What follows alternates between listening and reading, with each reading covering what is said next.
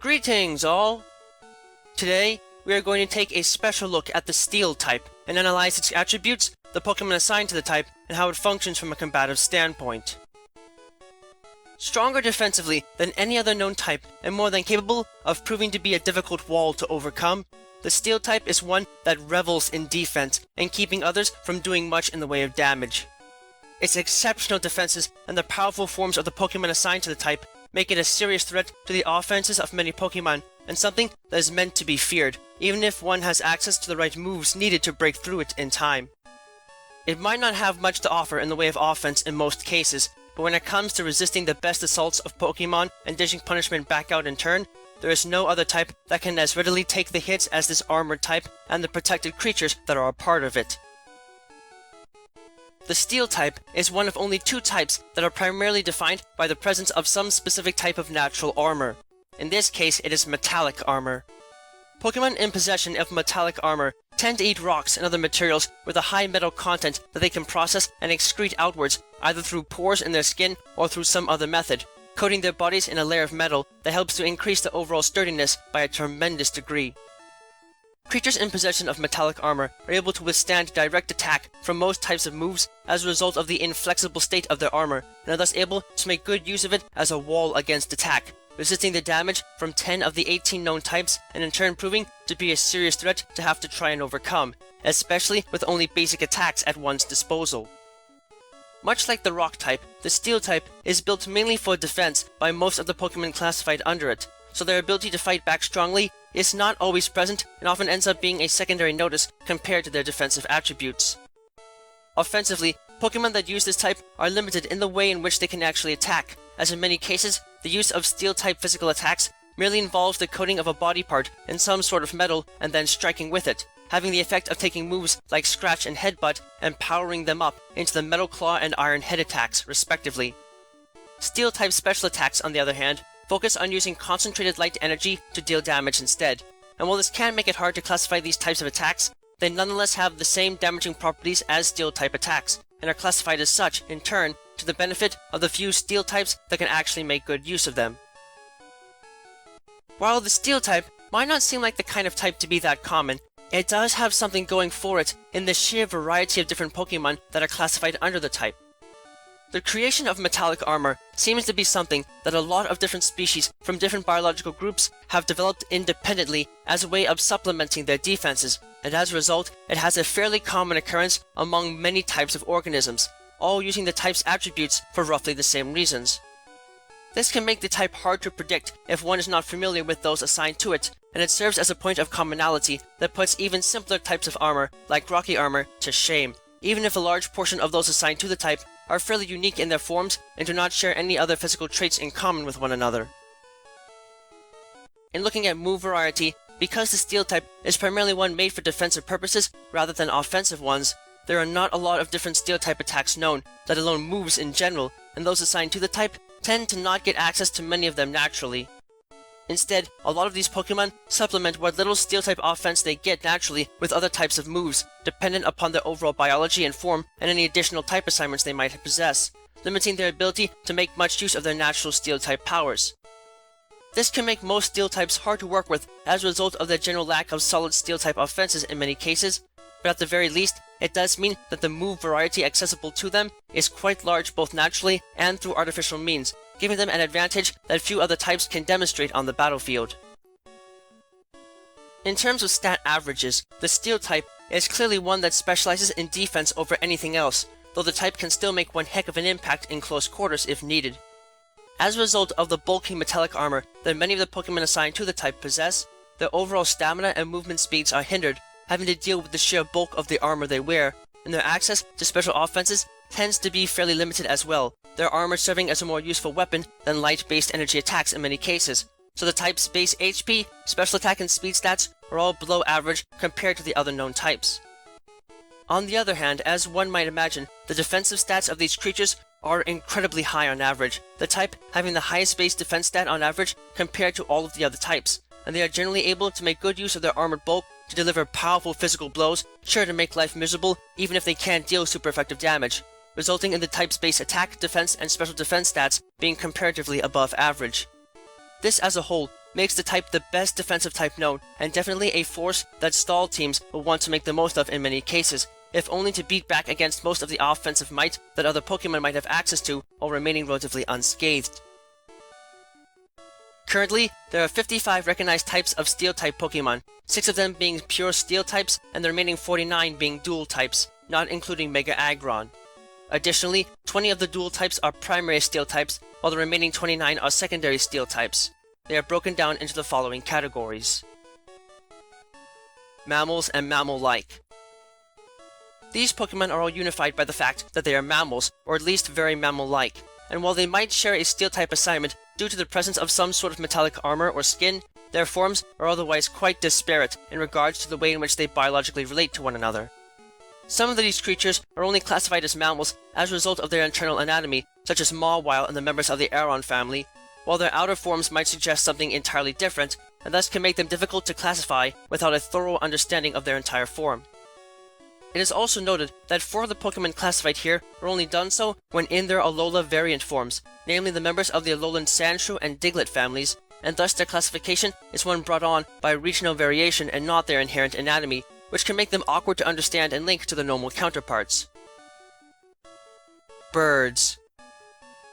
These Pokemon are all unified by the fact that they are birds, and they are unique as such for being the only birds to have natural access to metallic armor in their form. Empoleon have completely lost the ability to fly, and thus mainly use their metallic form as a way of not only surviving the cold environments they often dwell in, but also enabling them to make good use of attacks like Metal Claw to cleave through ice and make themselves a threat to the many Ice-type Pokemon they share their native habitats with. Skarmory, on the other hand, still have the ability to fly and can do so quite gracefully and quickly, making them a severe threat to other bird Pokemon that might not have the power and moves needed to make a dent in their otherwise impressively armored bodies. Automaton Artificial. These Pokemon are unified by the fact that they are artificial creations of some sort or another, having been made by the hands of others in both modern and ancient times. These creatures possess access to a wide variety of moves via artificial means, and all generally have strong defenses to work with as a result of their armored bodies, which makes them hard to put down and overcome in a fight. They typically get to enjoy very long lifespans as a whole, and are difficult to destroy through conventional methods, making it more likely to encounter specimens that have a great deal of experience at their disposal, and thus access to battle tactics that can help them turn the tide in just about any situation. Arthropods. These creatures are all unified by the fact that they are arthropods of some sort, even if the general forms that they take differ substantially from one another. As a whole, though, this category is comprised of insects and insectoids that possess armored forms that are built to withstand the toughest of blows and leave them relatively unfazed, putting them a step above their normal insectoid brethren when it comes to being able to survive direct attacks made against them. The only exception to this are the members of the Pawniard family, as their typical behavior and forms do not match that of the insectoid brethren they share this category with, and their general classification places them in a special group all on their own in the Tree of Life, helping to enhance their already terrifying forms. Animated Stone. These creatures are all unified by the fact that they do not have much in the way of living tissue in their bodies, being mostly comprised of rock and metal. Both of the Pokemon in this category are recognized for their impressive defensive stats and the interesting array of attacks that they can utilize both naturally and through artificial means, limited as they are. Though they might not be able to dish out a ton of damage in a fight, these creatures make impressive walls and can be a pain to try and break through even with a type advantage on one side, allowing them to make good use of stall tactics to make themselves a nuisance in battle that will likely frustrate opponents into submission if used correctly. Fossil Pokemon. These creatures are all unified by the fact that they were originally extinct in the wild until the marvels of modern science managed to bring them back to life through preserved genetic material encased in fossils. The members of the Shieldon family are noted for having their crests altered in the resurrection process, so they and the rest of their bodies in general possess a thick layer of metallic armor in their forms that make them highly impervious to most forms of direct attack, and a powerful wall that few opponents can easily break through under normal circumstances. Genesect, on the other hand, were not steel types initially, but experimentation and alteration to their form transformed them into cyborgs, making them steel types by virtue of the armor that they are now encased in, as they had been transformed from simple insectoids into weapons of war, unlike anything else to ever be resurrected from a fossil of any sort. Plants. This special category is reserved for the members of the Pharaoh Seed family, as they are the only plant-based Pokemon that have the ability to generate a shell of metal around their bodies as a consequence of being able to directly leach minerals from rocks in their underground cavern habitats.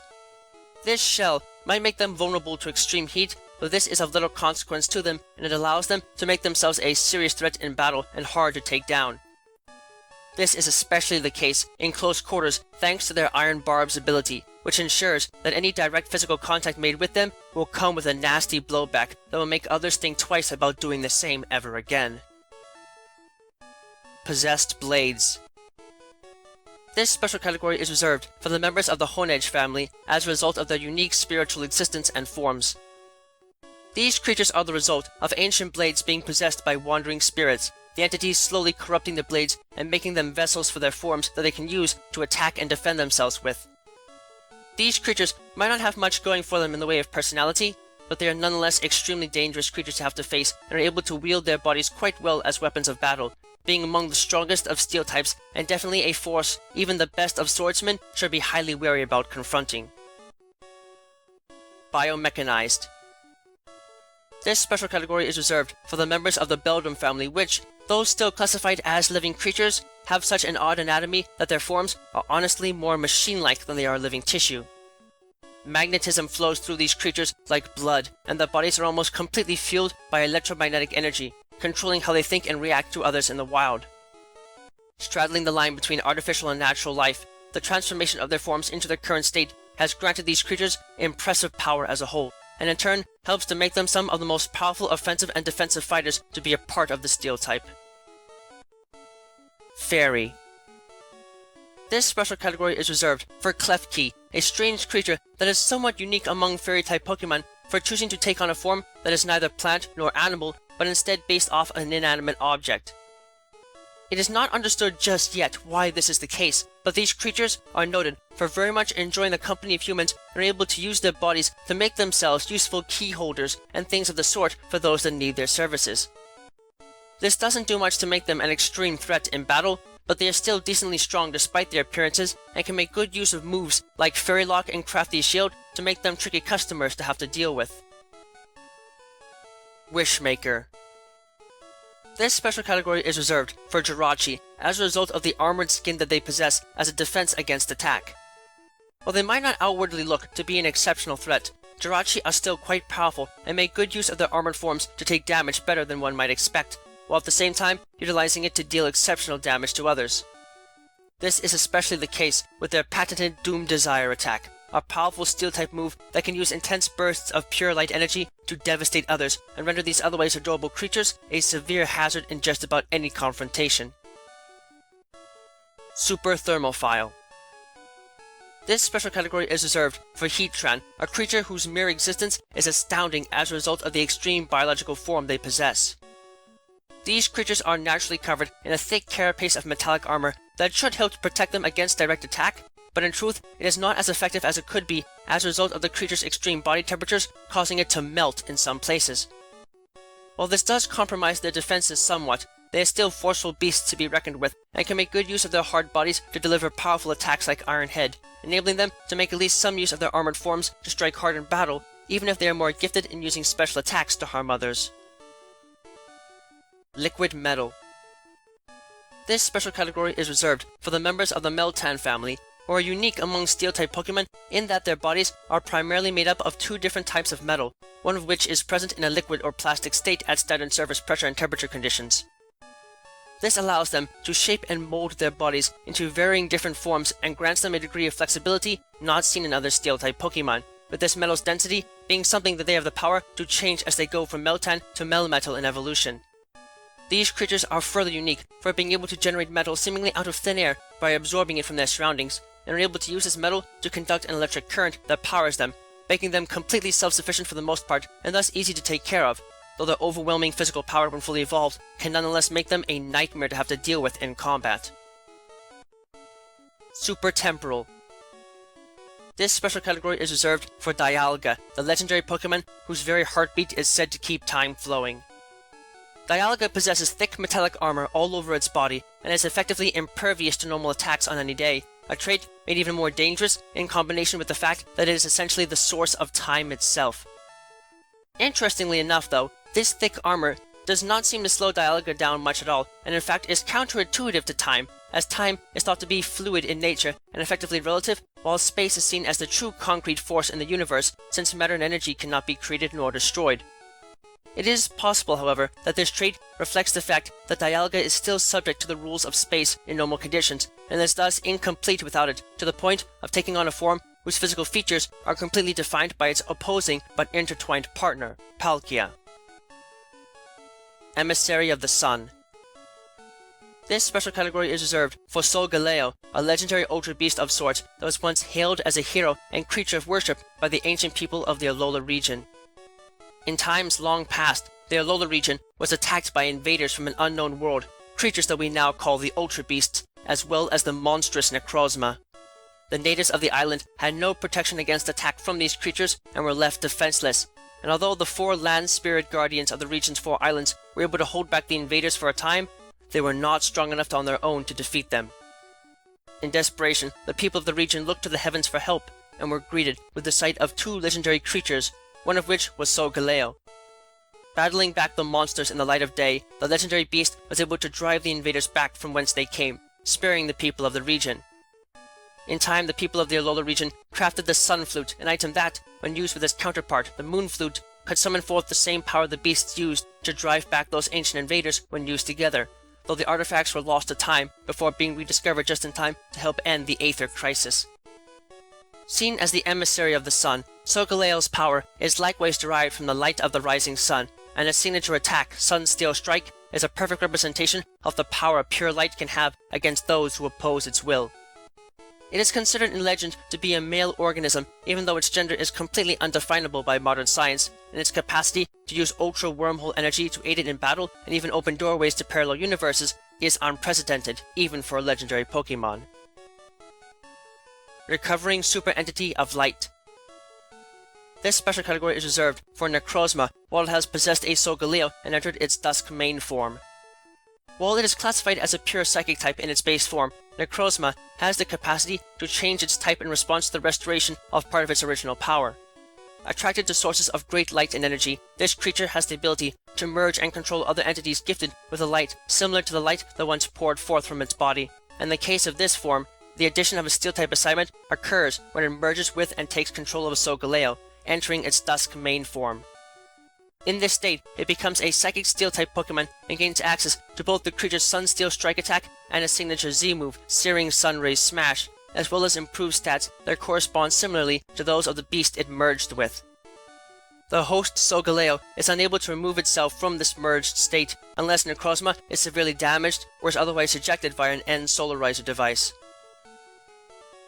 Ultra Beasts.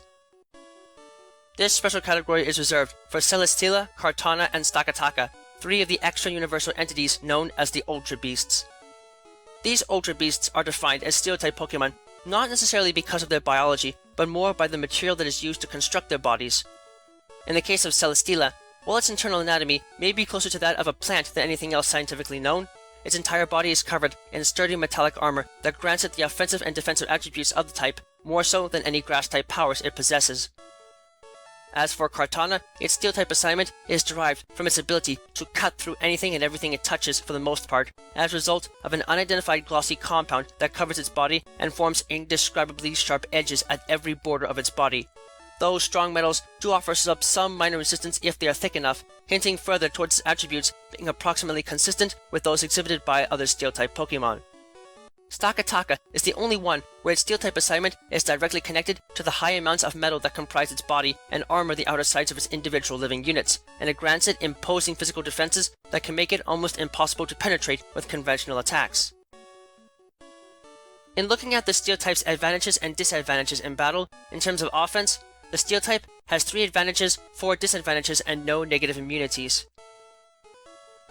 The type is at an advantage against the Rock type because, although Rocky armor is incredibly sturdy against most types of basic physical assaults, physical attacks of the Steel type, delivered with limbs that are coated in some sort of metal, have the ability to pierce through Rocky armor, cracking it apart as to bypass these defensive barriers and digging deep into the opposing target of a Steel type attack. helping to deal not only consistent damage, but reducing the effectiveness of the armor itself, as every piercing blow compromises its effectiveness as a stable shield across the opponent's body. Steel-type special attacks, while derived from light energy as with many normal-type special attacks, are much more concentrated, and the light can pierce through rocky armor easily, dealing severe damage to the bodies of rock types in the process. The type is at an advantage against the ice type because, similar to the rock type, metal is not only able to resist the effects of extreme cold, but can effectively rely on the sheer mass of metal or energy used in steel-type attacks to cleave right through ice. The hard, brutal power used in these sorts of attacks works equally well on the thick hides and blubber of more mammalian ice types and other creatures, and thus serves as a powerful weapon and one of the few advantages the steel type has from an offensive standpoint. The type is at an advantage against the fairy type because the fairy force energy that flows through the bodies of fairy type Pokemon is not only unable to readily penetrate through metallic armor, but, more importantly, seems to be readily dispelled by it for some reason or another, leaving any fairy types that come into contact with metal weakened. As a result, the metallic body parts used to deliver steel-type physical attacks can penetrate their defenses rather effectively, dealing critical damage to their weakened forms without their signature energy to help buffer against damage. In addition, the fairy force energy that courses through these creatures is very much dispelled through the use of pure light energy, allowing steel-type special attacks to have the same sort of damaging impact as physical ones. The type is at a disadvantage against the fire type for two main reasons. For one thing, since steel types can have the metal components of their bodies completely melted and critically damaged by extreme heat, they are less likely to attack a fire type opponent at full force, lest they risk having their bodies melted through direct contact. Moreover, even if they are able to strike directly with a steel type attack, the extreme heat given off by many fire types is enough to partially melt whatever metallic coat is generated around a body part when executing a physical steel type attack, thus removing much of the natural properties of the attack and weakening its overall impact as a result. On the other hand, the heat that many fire types radiate on a constant basis has the ability to scatter and weaken steel type special attacks, since they primarily rely on light energy to deal damage, in turn lessening their overall damaging impact against said fire types. The type is at a disadvantage against the water type because of the corrosive power that the element often has on metallic armor. Most types of metallic armor are made of iron in some form, and as a result, they can rust if exposed to water for extended periods of time. This translates into water-type attacks as well, leading many using steel-type attacks to not deliver their attacks with as much force as they possibly can, fearful of the corrosive effects the liquid could have on their body. In the case of steel-type special attacks, the elemental properties of water further allow it to disperse the light-based energy attacks of steel types and reduces their penetrating power, ultimately weakening the overall damage that they deal. The type is at a disadvantage against the electric type for two main reasons. For one thing, because most types of metal are able to conduct electricity to some degree, coming into contact with them can prove to be a hazard to most steel types, so they are more leery of using their full power for fear of contact retribution. Plus, strong currents can potentially disrupt the bonds between metallic atoms and destroy the metal coverings used to create steel-type physical attacks. As far as special attacks go, the high-voltage electricity that flows through electric-type Pokemon often acts as a useful dispersal agent of light-based energy, thus helping to heavily reduce the damaging power of steel-type special attacks. Lastly, the type is at a disadvantage against the steel type because Pokemon that are in possession of metallic armor are usually able to withstand most types of direct blows with ease, and thus take reduced damage from most types of materials and energy forces. Even the cutting and bludgeoning power of the steel type itself is no use, as metal against metal rarely results in serious damage, and the metallic armor can easily repel or at least heavily disperse light-based energy attacks, leaving the type resistant against itself. Defensively speaking, the steel type has 10 resistances, 3 weaknesses, and 1 immunity. The type is resistant against the normal, flying, grass, bug, rock, ice, steel, psychic, dragon, and fairy types as a whole because of the rugged form and energy-reflecting capabilities of the type. Metallic armor is designed to be incredibly strong and rigid, unwilling to give out over most types of applied pressure or force, and can physically withstand crushing blows from most other types and prove to be a physical nightmare to have to get past without armor-breaking powers of some sort. Likewise, the metallic composition of most types of metallic armor allows them to readily reflect or at the very least disperse the energies used in many special attacks, granting the type a powerful natural defensive shield against most types of offense, physical or special, in turn making it by far the strongest type known from a defensive standpoint. The type is weak against the fighting type because, although sturdy, metallic armor is generally quite inflexible and thus makes it susceptible to breaking and shattering from the deliverance of strikes that impart too much of an impulse for the armor to withstand the blow, causing it to shatter internally. This is the hallmark of the fighting type, and thus makes it one of the few elemental types that can actually put a significant dent in the forms of Pokemon assigned to this type, in turn making it a premier wall breaker against this otherwise highly defensive type. The type is weak against the fire type because, despite the many resistances that the steel type has against basic physical and energy-based strikes, all metals have a weakness in that they can be reduced to a liquid or worse state if extreme heat is applied to them. Since the attacks naturally learned by many fire-type Pokemon are able to produce temperatures close to and exceeding the melting points of many types of metals, there is an inherent power in these moves to be able to melt and critically damage metal structures, and in turn, any Pokemon that possess large concentrations of metal in their bodies, dealing severe damage to Steel-type Pokemon as a consequence. The type is weak against the ground type because, much as with rocky armor, metallic armor is generally inflexible and is thus highly vulnerable to shearing forces when they are applied to it. As such, strong vibrations from seismic attacks can readily compromise metallic armor, while the abrasive nature of ground-type special attacks can wear away at the armor and help to weaken it and the Pokemon it is attached to as a whole. Lastly, the type is completely immune to the poison type, as Steel-type Pokemon are almost always covered with some form of metallic armor that is almost completely impermeable to liquids of all types. While this does not reduce the damage they are dealt from the actions of water-type moves, it does have the effect of preventing anything contained within liquids from seeping into the bodies of those possessing said armor. As a result, there is no way for toxins contained in liquids or even solids of any sort to enter into the bodies of Pokemon that possess metallic armor, making them immune to the damaging effects of poison-type attacks under all normal circumstances. As far as using the Steel type in battle goes, the type is definitely not one that will be used much offensively in many cases, but it is a juggernaut when it comes to being a defensive force that not even the rock type can touch. On one hand, the type is not always the easiest to use even for its intended purposes, as it is weak to some of the most common types seen in the offensive ploys of opponents in professional battles, making them highly vulnerable to attack in many cases, even with their best defenses at their disposal.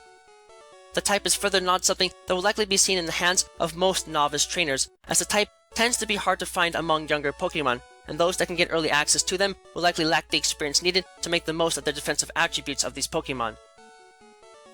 This is a shame too, as many young Steel-type Pokemon are actually on the friendlier side, though experience as a trainer is definitely needed to handle these creatures as they grow and develop, as adult Pokemon of this type can be downright brutal, vicious, and even a lethal threat in some cases, such as with Ferrothorn and Bisharp, making them a dangerous force to have to both face and control.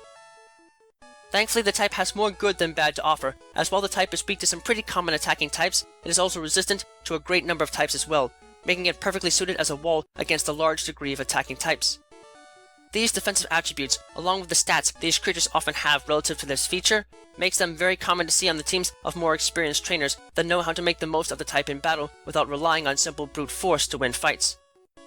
The rarity of the Steel type in a pure form can help to supplement its defensive weaknesses, working to make some species take reduced damage from the Steel type's major weaknesses, and in turn make them harder to tackle with only the most basic of offensive strategies being employed by an opponent. The fact that the move options for Steel types aren't very great might be limiting to them to some extent, but the type isn't worth much offensively always, and the many different types of additional offense they gain through physical action or an additional typing more than covers this issue and improves Pokemon assigned to the type as a whole. Lastly, but not least of all, many Steel types tend to be of above average intelligence and are loyal and easy to train with enough dedication, making the act of raising them less of a chore compared to other types. The Steel type might be one where defense is almost always the best option from a serious competitive standpoint, but even so, there are some that can brutalize others severely, like Metagross, and in summation, the Steel type is definitely a type to prepare and look out for, if only because the rugged forms of the Pokemon assigned to the type can make them all but impervious to damage from conventional attacks, and a threat that even the strongest of offenses might not be able to so easily bypass in any situation.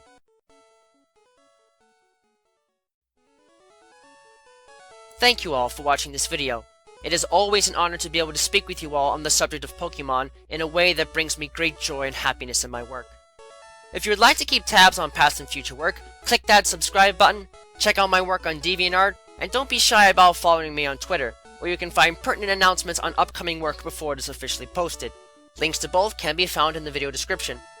If you would like to support my work and help Miguel and I continue to produce more content for you and improve upon our presentation, please visit us at my Patreon page, which you can also find a link to in the video description. Yeah, no. With that, I thank you for watching and I wish you well.